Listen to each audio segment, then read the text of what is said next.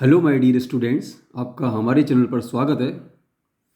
Dear students, आज की इस वीडियो में हम जो हैं 10th क्लास की जो बुक है फर्स्ट वाली फर्स्ट फ्लाइट, उसकी जो पोइम वाला सेगमेंट है उसकी पहली वाली पोइम है डस्ट ऑफ स्नो।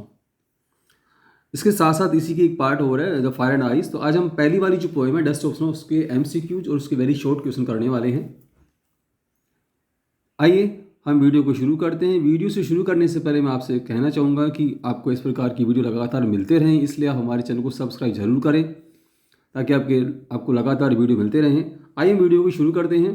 इसका पहला वाला प्रश्न है the name of the poet of this poem. इस पोइम के जो कवि हैं वो कौन हैं? तो इसके रॉबर्ट फ्रॉस्ट जो हैं इस पोइम के कवि हैं। अगला प्रश्न देखेंगे हम, what did the crow do to the hemlock tree. What did the crow, कौवा जो है, do to the hemlock tree, hemlock tree के साथ में कौवा जो है क्या करता है? इट शुक इट, वैसे हिला देता है, थोड़ा उस पर जो जमी बर्फ थी उसको हिला देता है। तो इट शुक इट इसका उत्तर रहेगा। अगला वाला प्रश्न देखेंगे हम, the tree then had on it top, पेड़ के ऊपर क्या था? स्नो, आइस या डस्ट। तो पेड़ के ऊपर जो तो स्नो थी। Where was the poet then, और जो कवि था वो कहाँ पे थे? इन द शेडो या अंडर द हेमलॉक ट्री। तो कवि जो थे वो अंडर द हेमलॉक ट्री इसका सही उत्तर है। कवि जो थे वो हेमलॉक ट्री के नीचे थे। अगला प्रश्न देखेंगे स्टूडेंट्स हम, what had the given the poets change of mood. कवि का जो मूड था वो किस वजह से बदल गया? तो फॉलिंग लीव्स या फॉलिंग डस्ट ऑफ स्नो। तो फॉलिंग डस्ट ऑफ स्नो की वजह से इसका उत्तर रहेगा falling dust of snow. Dust के स्नो की पार्टिकल्स गिरने की वजह से उनका जो कवि का मूड बदल गया था। अगला वाला प्रश्न देखेंगे, the crow did something to the hemlock tree. कवि ने जो है क्या किया? Something to the hemlock tree, पेड़ के साथ में क्या किया? इट फ्लू ओवर इट, उस पर से वो उड़ गया, या इट सेट अंडर इट, उसके नीचे बैठ गया। इट शुक इट, इसको उसने हिलाया। तो इसका उत्तर जो रहेगा वो इट शुक इट इसका उत्तर रहेगा। अगला वाला प्रश्न देखेंगे, what did the poet think of that day. कवि जो उस दिन क्या सोच रहा था? He thought of an I it as nice, या ही पिटेड इट। तो इसका जो उत्तर रहेगा ही पिटेड होगा। एक्चुअल में कवि जो था, ये इस कविता का अगर हम सारांश देख लें, इसमें कवि जो है उसका मूड अच्छा नहीं है और बड़ा उदास सा, बड़ा खिन्न स्वभाव से है। वो हेमलॉक ट्री के नीचे बैठा हुआ है और अपने दिन को एक प्रकार से बिल्कुल यूँ समझिए व्यर्थ कर रहा है, ऐसे ही समय पास कर रहे हैं। तब ये कौवा जो है पेड़ के ऊपर आता है, वहाँ बैठ जाता है और उसके बाद जो पेड़ के ऊपर जमी जो बर्फ़ के पार्टिकल्स हैं वो उसे हिलाता है तो कवि पर गिरता है। तो कवि का मन प्रसन्न हो जाता है और उसके बाद वह कुछ रचनात्मक कार्य करने की सोचता है। ये इस कविता का सारांश है। तो जो ही वो इसमें गिरा, जब कवि जो है हेमलॉक ट्री के डस्ट जो पार्टिकल्स थे वो गिरने से पहले जो बड़ा उदास सा, खिन्न सा था, लेकिन उसके बाद जो है वह बड़ा प्रसन्नचित हो जाता है। तो इसमें उत्तर रहेगा ही पीटीडी। अगला प्रश्न देखेंगे, what happened to the poet's ruing about the day. What happened, क्या घटित हुआ to the poet's ruing about the day, जब वो दिन को बर्बाद कर रहा था। तो he thought of the nature's nice scenes, he stopped is going worse. उसके बाद जो है उसने he thought of the nature nice scenes, he stop is going worse, उसके बाद उसने स्टॉप्ड इट्स गोइंग वर्स, उस दिन को उसने बर्बाद होने से बचा लिया। पहले जो दिन को खराब कर रहे थे वो अब उन्होंने उसको रोक लिया, मतलब उसका दिन जो है बर्बाद नहीं हुआ। इस प्रकार से एमसीक्यूज हैं। आइए स्टूडेंट्स, अब हम जो हैं इसके वेरी शॉर्ट जो क्वेश्चंस हैं उसे करेंगे। मैं उम्मीद करता हूँ आपको वीडियो बड़ा अच्छा लगेगा, आप मेरे साथ देखिए इसको। पहला वाला प्रश्न था, what is a dust of snow. What dust of snow क्या तात्पर्य है? A dust of snow means particles of snow held together. Actual में डस्ट ऑफ स्नो से तात्पर्य यहाँ पर जो कवि ने लिया है वो है पार्टिकल्स ऑफ स्नो, बर्फ के छोटे छोटे कण हेल्ड टुगेदर जो एक साथ साथ गिरते हैं। वाट डज या साथ साथ रहते हैं जो हैं, या मतलब बर्फ को जो कि बिल्कुल बारीक बारीक सी बर्फ होती है उसको यहाँ पर डस्ट ऑफ स्नो कहा गया है। वाट डज द पोइट से है change his mood. What does the poet से, कवि क्या कहता है कि से चेंज हिज मूड की, जिसकी वजह से उसका मूड बदल गया। तो the falling of dust of snow, dust of snow के गिरने की वजह से, ऑन हिम उसके ऊपर गिरने से, चेंज हिज मूड कवि का मूड जो है या उसका मन जो है वह बदल गया।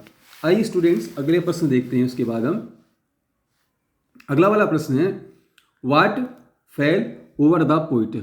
कवि जो है उसके ऊपर क्या गिरा? ए शावर ऑफ स्नो। शावर मतलब बौछार से, पार्टिकल्स फेल ओवर इट, कवि के ऊपर जो है पार्टिकल्स की या शोवर बौछार सी हुई, particles fell over it.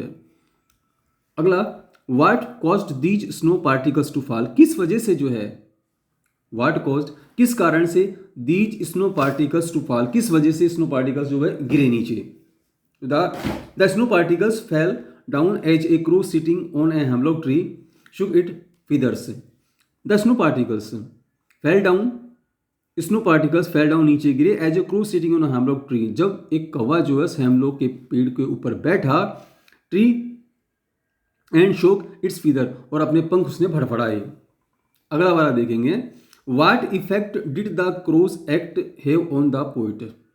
What effect क्या प्रभाव पड़ा, डिड द क्रोज एक्ट कौवे की उस क्रिया का हैव ऑन द पोइट कवि के ऊपर, कवि के ऊपर जो है कौवे के द्वारा अपने पंख को फड़फड़ा या उसके द्वारा स्नो पार्टिकल्स गिराने से उस पर क्या फर्क पड़ा। तो the crow's act change the poet's mood, कौवे की इस क्रिया ने या इस काम ने जो है कवि के मन को बदल दिया फॉर द बेटर, उसने अच्छा करने की सोची। उससे पहले वो उदास बैठा हुआ था, दुखी बैठा हुआ था, लेकिन अब जो है उसका मन बदल गया और वो कुछ रचनात्मक या अच्छा कार्य करने की उसने सोची। अगला वाला प्रश्न देखेंगे, how was the poet's day before this occurrence, इस घटना से पहले जो है how was the poet's day, कवि का दिन जो कैसा गुजर रहा था। The poet's day had been disappointing, कवि का जो इससे पहले जो दिन था या जो समय गुजर रहा था वो बड़ा ही निराशाजनक था। बिफोर दिस ऑकरेंस, इस घटना से पहले, इस घटना से पहले बड़ा उदास था, हताश था, निराश सा था। विच ट्रीज मेंशन्ड, इस कविता में जो है कौन से पौधे का वर्णन किया गया है, किस ट्री को लिया गया है। तो इसमें हेमलॉक ट्रीज मेंशन्ड हियर, यहाँ पर हेमलॉक का जो पौधा है उसको, पेड़ है जो, उसको लिया गया है। What was the impact of the act of natures on the poet, what was the impact क्या प्रभाव पड़ा of the act of the natures on the poet, कवि के ऊपर प्रकृति की इस क्रिया का क्या प्रभाव पड़ा। The act of the nature change the mood off the poet, the act of the nature, प्रकृति की जो स्वाभाविक प्रक्रिया हुई, क्योंकि किसी भी पौधे के ऊपर जो है पक्षी का आना बैठना, उसके पंखों को, एक सब स्वाभाविक सी प्रक्रिया जो कि प्रकृति में रोजाना डेली रूटीन की क्रियाएं हैं। लेकिन कवि का पर जो है इस बात का बड़ा प्रभाव पड़ा, तो इसका उत्तर रहेगा the act of the nature change the mood off the poet, प्रकृति की इस क्रिया ने जो है कवि का मन बदल दिया। हिज सैड थॉट्स वर रिमूव्ड, उसके जो दुखी या जो हताश करने वाले विचार थे, दुखी बनाने वाले विचार थे, वो सब दूर हो गए। अगला वाला देखेंगे, what was the condition of the poet why was so, what was the condition of the poet, कवि की क्या दशा थी और ऐसी दशा उसकी क्यों थी। Initially the poet was sad and depressed, पहले शुरू में तो जो है प्रारंभ की स्थिति में पोइट जो था, कवि वाज सैड एंड डिप्रेस्ड, वो बड़ा दुखी और अवसाद में था। It was so because he was feeling depressed, वह इसलिए था क्योंकि वह बड़ा अवसादग्रस्त था। बाय द सोरो ऑफ लाइफ, जीवन के दुखों से, जीवन के संकटों से घबरा करके जो है वह अवसादग्रस्त था। तो प्रारंभिक में उसकी ऐसी स्थिति थी। अगला प्रश्न देखेंगे, what did the crow do, कवि ने क्या किया। The crow shook the tree is such A way that, कवि ने the crow shook the tree is such A way that the dust of snow fell on the poet, कौवे ने जो पेड़ था उसकी जो शाखा टहनियाँ, जो उसके पत्तियाँ को जहाँ पर बर्फ जमी हुई थी, उनको इस प्रकार से हिलाया, such way that the dust of snow fall on the poet, कि वह डस्ट जो थी वह कवि के ऊपर गिरी।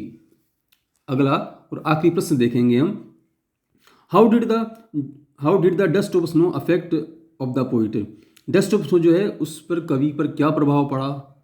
It change the poet's mood, इसने कवि के मन को या मूड को बदल दिया। फ्रॉम सोरो टू हैप्पीनेस, वह दुख से जो है खुशी और प्रसन्नता की ओर उसका मन बदल गया। And saved the rest of his day, और उसका दिन जो है बचा लिया, जिसको भी बिल्कुल हता निराश चुपचाप बैठा गुजार रहा था, तो ये उसने जो है बचा लिया। Saved the rest of his day, बाकी का उसका दिन जो है वह बच गया।